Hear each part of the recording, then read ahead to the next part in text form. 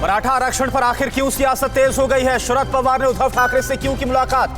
कंगना के निशाने पर आखिर कौन है और जेल में कैसे कटी रिया चक्रवर्ती की पहली रात? जमानत पर फैसला होगा आज। मुंबई दिल्ली की हर बड़ी खबर आप देखिए न्यूज़ टॉप 9 मुंबई दिल्ली में।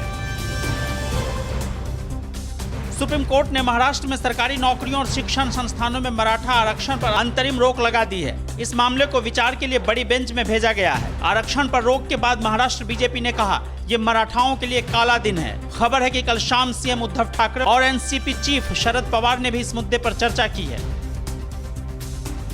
फिल्म अभिनेत्री कंगना रनौत के दफ्तर में बीएमसी की तोड़फोड़ पर एनसीपी प्रमुख शरद पवार नाराज हैं। इस मुद्दे पर कल उन्होंने मुख्यमंत्री उद्धव ठाकरे से मुलाकात भी की। सुशांत केस में मुंबई पुलिस की भूमिका को लेकर कंगना और शिवसेना आमने सामने है। इसके बाद अवैध निर्माण की बात कहते हुए बीएमसी ने कल कंगना के ऑफिस के कई हिस्से तोड़ दिए।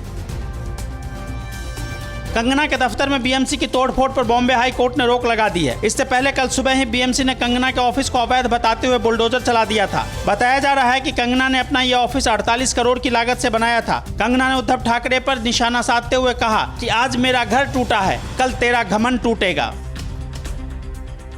शिवसेना से विवाद के बीच अभिनेत्री कंगना रनौत कल मुंबई पहुंच गई। उनकी सुरक्षा के कड़े इंतजाम किए गए हैं। कंगना रनौत ने कहा कि अब मुझे मेरा बंगला तोड़ने की धमकी मिली है, चाहे मैं जीऊं या मरूं, मैं आपको बेनकाब कर दूंगी। अपने ट्वीट में उन्होंने लिखा, आओ उद्धव ठाकरे, करण जौहर गैंग, अब तोड़ो मेरा घर, फिर मेरा चेहरा और शरीर। सुशांत मौत से जुड़े ड्रग्स केस में गिरफ्तार रिया चक्रवर्ती की जमानत पर आज मुंबई की स्पेशल कोर्ट में सुनवाई होगी। रिया की कल की रात भायखाला जेल में कटी है। रिया चक्रवर्ती ने अपनी जमानत अर्जी में दावा किया है कि उन्हें हिरासत के दौरान बयान देने के लिए मजबूर किया गया। आज ही अनुज केशवानी को छोड़कर इस मामले में गिरफ्तार सभी आरोपियों की जमानत पर सुनवाई होनी है। कोरोना महामारी के बीच मुंबई से सटे पालघर इलाके में छात्रों को पढ़ाने का एक नया तरीका इजाद किया गया है। यहाँ गाँव में आदिवासी बच्चों को लाउड स्पीकर की मदद से पढ़ाया जा रहा है। इस नए तरीके से कई गांव के बच्चों का फायदा हो रहा है। ऑनलाइन पढ़ाई की सुविधा न होने की वजह से यह तरीका कारगर साबित हो रहा है।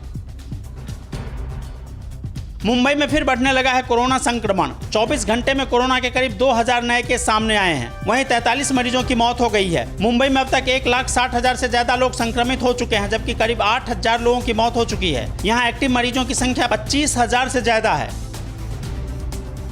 दिल्ली में कोरोना की रफ्तार और तेज हो गई। कल कोरोना के 4,000 से ज्यादा नए केस मिले हैं। इसके साथ ही राजधानी में कुल संक्रमितों की संख्या 2 लाख से ज्यादा हो गई। एक्टिव केस की संख्या भी बढ़कर 23,000 से ज्यादा हो गई। वहीं दिल्ली के मुख्यमंत्री अरविंद केजरीवाल ने कहा कि ज्यादा टेस्टिंग होने से संक्रमितों की संख्या बढ़ रही है। आज दिल्ली मेट्रो की रेड, ग्रीन और वायलेट लाइन सेवा शुरू हो गई। केंद्र सरकार की अनलॉक 4.0 गाइडलाइंस के बाद 7 सितंबर से ही दिल्ली में मेट्रो सेवाएं धीरे धीरे करके बहाल की जा रही हैं। इस बीच राजधानी दिल्ली में ट्रायल के तहत होटल, रेस्तरां, क्लब, बार और पब भी खुल गए हैं। फिलहाल यह अनुमति 30 सितंबर तक के लिए जारी की गई है। अड़ी सोमवार से शुक्रवार शाम 6 बजे सिर्फ TV9 भारतवर्ष पर।